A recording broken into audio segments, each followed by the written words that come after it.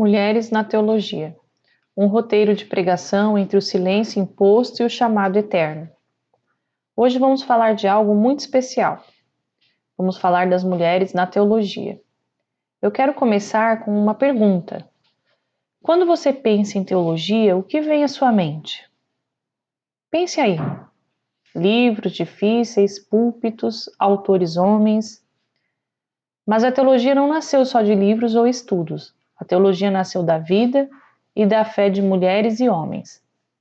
E se nós estamos falando de vida, então as mulheres sempre estiveram presentes. Vamos prestar atenção ao contexto histórico. É verdade que por muito tempo estruturas culturais determinaram quem podia falar, ensinar e interpretar a palavra de Deus. Isso criou um jeito de falar de Deus que colocava o homem no centro e deixava a mulher fora, à margem. Vamos dizer assim. Mas vamos dizer com clareza: as mulheres nunca estiveram ausentes do agir de Deus. Muitas apenas tiveram suas vozes silenciadas. Hoje vemos mulheres estudando teologia, ocupando espaços nas igrejas, mas a presença não basta. É preciso voz, reconhecimento, dignidade e espaço para contribuir plenamente. E vamos falar também sobre Jesus e as mulheres. Bom, e aqui está a verdade maravilhosa. Jesus nunca evitou as mulheres. Ele as amou, as criou, conversou com elas, caminhou com elas, confiou nelas, cuidou delas, as curou, libertou, transformou e deu um dom divino, deu a sua vida por elas. Então, o desafio nunca foi Jesus, mas sim as estruturas humanas que se desenvolveram depois. Isso fica bem claro para que nós possamos refletir, pensar e analisar, começando a ter uma visão diferente sobre a teologia e as mulheres. A teologia na qual as mulheres atuam sempre existiu. Não se trata de substituir um poder por outro, mas de questionar sistemas injustos. Deus não se restringe a hierarquias humanas. A nossa missão é trazer ao centro temas antes ignorados, como o corpo da mulher, a violência, a desigualdade, a exclusão, a dor, a resistência. Tudo isso é teologia. O valor das mulheres na teologia é uma questão muito importante para que possamos ter uma reflexão profunda. Mulheres tornam a teologia mais humana quando falam de Deus a partir de suas experiências. Não é sobre poder, mas sobre reconhecer os dons que Deus deu a cada uma de nós. Ele nos criou, nos ama, cuida e tem uma missão para cada uma de nós. Ele nos criou para fazer também teologia. Ele já vinha ensinando isso publicamente. Ele fez uma transformação. Então, a mulher já faz teologia quando ela cuida, quando ela ensina, quando ela resiste, quando ela evangeliza, quando ela ora e quando ela permanece fiel ao propósito divino, que é usar os dons que Deus lhe deu. Eu sei que hoje em dia, nos espaços de formação teológica, algumas ainda enfrentam ironias, desconfianças e desvalorização. Às vezes se calam para permanecerem. Mas o Espírito de Deus não nos chamou para o silêncio. Ele não nos deu espírito de covardia, e sim de coragem, para irmos avante com os propósitos que Deus inspirou em cada uma das mulheres. Já nascemos com esse propósito, com esse dom. Vamos agora ver alguns exemplos bíblicos inspiradores. Vamos falar um pouquinho sobre Débora. Lá em Juízes, convido vocês a lerem a respeito dela.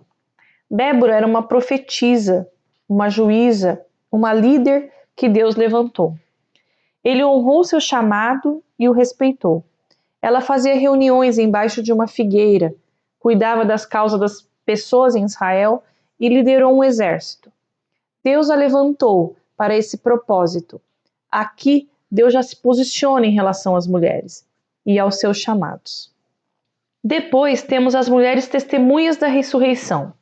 Em Lucas 24, elas foram as primeiras a anunciar o evento central da fé cristã. Olha que maravilha! Após o terceiro dia, ele ressuscitou e falou primeiro com mulheres. Vemos também a mulher samaritana em João 4. Jesus conversou publicamente com ela e a comissionou como anunciadora do Messias em sua cidade. Isso é muito forte e nos faz refletir profundamente.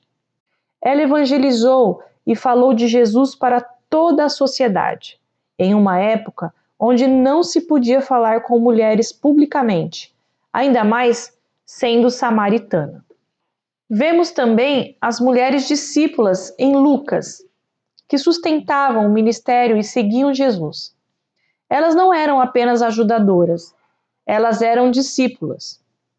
Maria Madalena foi uma delas e usou os seus recursos para sustentar o ministério do Senhor. Temos Maria, mãe de Jesus, escolhida para trazer o Messias ao mundo. E temos Maria, irmã de Marta e Lázaro, que recebeu ensino direto em um lugar reservado aos discípulos. Aos pés de Jesus, lugar que muitos achavam ser apenas para homens. Paulo também reconhece as mulheres em Romanos 16, falando sobre Febe, a diaconisa, sobre Priscila, que era uma mestra, e sobre Júnia, descrita como notável entre os apóstolos. Isso é fantástico. E não podemos esquecer das filhas de Zolofeade, em Números 27. Mala, Tirsa, Noa, Milca e Hogla. Elas questionaram a lei, e Deus alterou a legislação a partir da fala delas. A justiça e a aliança também passam pela voz feminina. Elas revelaram uma lacuna no sistema e Deus confirmou o direito delas à herança. Lembrando que alguns textos bíblicos foram usados para restringir a presença feminina. Mas o contexto histórico mostra que eram instruções locais, não regras universais da vontade de Jesus. Outros textos confirmam que mulheres oravam, profetizavam e exerciam liderança. O Senhor sabe exatamente como funciona uma mulher biologicamente, mentalmente e emocionalmente. Quando ele fala sobre a mulher que seria apedrejada por adultério, o que ele diz àquela multidão? Atire a primeira pedra quem nunca pecou. Naquele momento, os acusadores e a multidão se retiram. Vejamos agora a história de Ana. Ela sofria muita discriminação por não poder ter filhos, pois naquela época as mulheres eram valorizadas principalmente por sua capacidade de gerar descendentes. Mas ela não desistiu. Ana foi ao templo orar. Ela chorou e pediu a Deus com toda a sua fé, e foi atendida.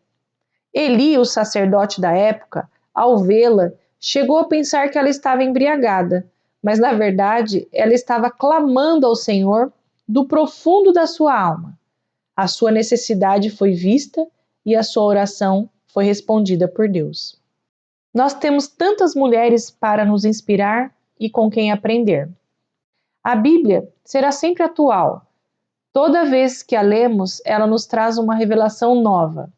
Podemos ler o mesmo texto várias vezes e sempre haverá um entendimento novo, pois Deus conversa conosco de formas extraordinárias, renovando sua palavra com vividez, uma palavra viva, eficaz e sempre renovada. Existem muitos exemplos. Eu as convido e aconselho a lerem sobre as mulheres na Bíblia. Aprendam com seu sofrimento, com sua fé, com seus erros e seus acertos, porque é isso que Deus quer de nós, que sejamos transformadas e melhoradas. Ele não veio para os sãos, ele veio para os enfermos e para todos aqueles que necessitam de transformação. Ele veio para nos resgatar. Vamos lembrar de Eva. Às vezes, nos apegamos apenas ao fato dela ter comido do fruto proibido. Mas vamos olhar a magnitude divina. Eva foi a primeira mulher da criação, uma obra criativa de Deus e a resposta a uma ausência. Um complemento essencial. a mãe de todos os viventes. Com ela nasce o amor, nasce a família e nasce a comunhão. Mesmo após a queda, Deus faz uma promessa em Gênesis 3,15: da descendência da mulher nasceria aquele que venceria o mal. Aprendemos com ela que ouvir a voz de Deus, em vez da voz do mundo, define nossas consequências. O desejo de saber não é errado, mas precisa estar alinhado à vontade do Pai, pois nem todo conhecimento edifica. A mulher é parte fundamental da redenção. E o que dizer das mulheres contemporâneas? Mulheres de línguas e culturas diferentes, muitas que lutam para estudar, para existir e para simplesmente respirar liberdade. O mundo insiste em silenciar, ignorar e até apagar essas vozes. Em algumas culturas, a vida dessas mulheres é ceifada, quando elas ignoram leis culturais ou religiosas. Mas Deus nunca silencia. Ele ouviu Agar no deserto, Ana no templo e Débora julgando Israel. Ele ouviu as filhas de Zelofeade, que pediram justiça e receberam a bênção. Ele sempre ouviu as mulheres, e por meio delas fez teológica e fez história. A obra de Deus está sendo cumprida através delas, de sua missão e de seus propósitos feitos com amor. Deus colocou no coração da mulher uma medida de amor sacudida e redobrada. Ela é a expressão do amor. Gostaria também de falar sobre a união que completa a criação. No princípio, Deus olhou para tudo o que havia feito e viu que era bom, mas sabia que algo essencial ainda faltava. Não era uma competição que ele queria, nem um confronto ou uma corrida por poder. Ele quis a união. Não criou adversários, mas parceiros de propósito. A união entre homem e mulher não é apenas carne e sangue, é a própria imagem de Deus refletida em parceria, respeito e entendimento mútuo. É por isso que as mulheres na teologia são tão importantes. Quando a mulher estuda, reflete e prega a palavra, ela mostra que o propósito divino da união não é teoria, mas vida prática. Mostra que homens e mulheres foram feitos para caminhar lado a lado, com apoio e complementariedade. Não como rivais, mas como parceiros no plano de Deus. Toda mulher que entende isto não apenas transforma sua própria vida, mas faz a teologia ganhar forma e voz. Quando essa união é vivida com sabedoria e reverência, o céu sorri sobre a terra. Precisamos ampliar nosso olhar sobre a teologia para que ela se torne prática, solidária e transformadora. Que ela deixe de ser um discurso distante e passe a ser um caminho de justiça, cuidado e libertação. É sobre isso que precisamos refletir nos dias de hoje. Vamos aos exemplos que o próprio Senhor Jesus Cristo nos deu sobre ele, como ele lidava com as mulheres. Observem a forma como ele fala com Maria, irmã de Marta e Lázaro. Jesus a incentiva a aproveitar a oportunidade de ouvir com atenção as suas palavras, em vez de se prender apenas aos serviços da casa. Marta era detalhista, gostava de tudo organizado e estava com a mente inquieta com os cuidados do lar. Mas Jesus mostrou que naquele momento ela precisava priorizar o principal. O Salvador estava ali, em sua casa. Ele demonstrou todo esse amor, atenção e carinho, um amor de Salvador que veio para resgatar a todos, homens e mulheres. Jesus ensinou publicamente, abrindo caminhos para as mulheres em seu ministério, de forma nítida e fenomenal. Eu insisto, existem textos que falam sobre restringir a presença feminina, mas tratam de contextos locais e culturais da época.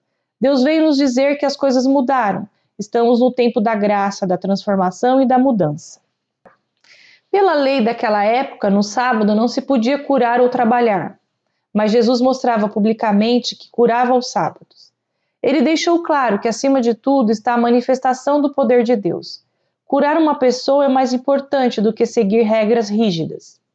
Lembremos também da mulher com fluxo de sangue, que sofria há anos. No meio da multidão, ela era silenciada mais uma vez. Ninguém queria deixá-la se aproximar do mestre enquanto ele caminhava. Diziam para que ela se afastasse. Mas ela lutou, esforçou-se e conseguiu tocar nas vestes do Senhor Jesus. Tamanha foi a fé que ela manifestou que Jesus se virou e perguntou: Quem tocou em mim? De mim saiu virtude. Deus ouviu e enxergou aquela mulher, e ela foi curada. Este exemplo nos mostra que não importa quem queira chegar até Deus, seja mulher, homem ou criança, se houver fé, essa pessoa conhecerá o seu poder. Outro exemplo maravilhoso é Lia. Ela foi rejeitada pelo marido, pois a preferida era Raquel, o que lhe causava o sofrimento da exclusão. Mas Deus, em sua sabedoria, a abençoou com muitos filhos. Naquela época, a maternidade era sinônimo de honra para a família e para o esposo, pois garantia a descendência. As mulheres que não tinham filhos eram frequentemente desprezadas, como se não tivessem a bênção de Deus. Ter um ventre que não gerava vida era considerado vexatório. No entanto, Deus transformou o choro de Lia em alegria e honra. Veja como o Senhor está sempre atento às necessidades das mulheres. Temos também o exemplo de Esther, que salvou o povo judeu do extermínio. Deus a colocou em uma posição de grandeza porque tinha um propósito de livramento. Esther cumpriu a missão para a qual foi incumbida desde o seu nascimento. Por isso, mulheres, tenham a certeza de que vocês são valorosas dentro da teologia e do ministério do Senhor. Vocês são fruto de inspiração divina, criadas com um propósito maravilhoso, pois tudo o que Deus faz é perfeito. Mas, afinal, o que é teologia? É o estudo de Deus, e é muito mais do que hermenêutica, tradução, exegese ou psicologia pastoral. A teologia é simples e é prática. A mulher transforma essa praticidade do dia a dia em teologia. As mulheres são extremamente atuantes. Estima-se que cerca de 70% do engajamento e do consumo no meio cristão seja composto por mulheres. Isso evidencia seu papel central na vivência e na sustentação da fé. Esse dado explica muitas coisas. O interesse genuíno em livros devocionais, marcadores de texto, bíblias, itens que levam a palavra, como quadros ou pequenos presentes que plantam uma semente do Evangelho. As mulheres são as maiores estudiosas e as que muitas vezes levam toda a família para a igreja.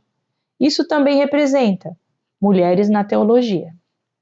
Com este livro, meu desejo é despertar, transformar e fazer refletir. Teologia é pesquisar, é buscar informações.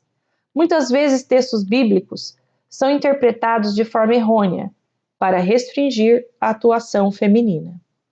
Porém, o contexto histórico e as instruções de Jesus mostram que ele estava abrindo caminhos para que as mulheres trabalhassem e exercessem liderança. É o que acontece hoje. Mesmo quando tentam nos silenciar, nós existimos e seguimos adiante, pois é isso que Deus espera de nós. Que cada mulher que possui essa coragem colocada por Deus, esse ímpeto em seu coração, continue levando a sua palavra, louvando, pregando, ensinando, intercedendo, revelando e liderando, conforme o chamado que recebeu. Que a teologia seja exatamente o que Jesus ensinou, a boa notícia para todos e para todas. Cada uma de nós tem seu dom e seu propósito guiado por Deus. Não importa a idade nem a posição. O que importa é o valor que cada uma possui, independente de condições financeiras ou sociais. Sabemos que em alguns países as barreiras são muito maiores, mas ainda assim o Senhor te ouve, Ele te vê. Sobreviver, ouvir, questionar, amar e ensinar a partir da fé. Todos podemos ser instrumentos de Deus, traduzindo dons em ação, fé em prática e a vida em palavras. Que a mensagem contida neste livro venha abençoar cada mulher que lê agora, cada mulher que receber esta obra em suas mãos. Que você continue firme em sua jornada. Que esta leitura seja inspiradora e sirva de incentivo para vocês continuarem a caminhada com Deus, hoje e sempre.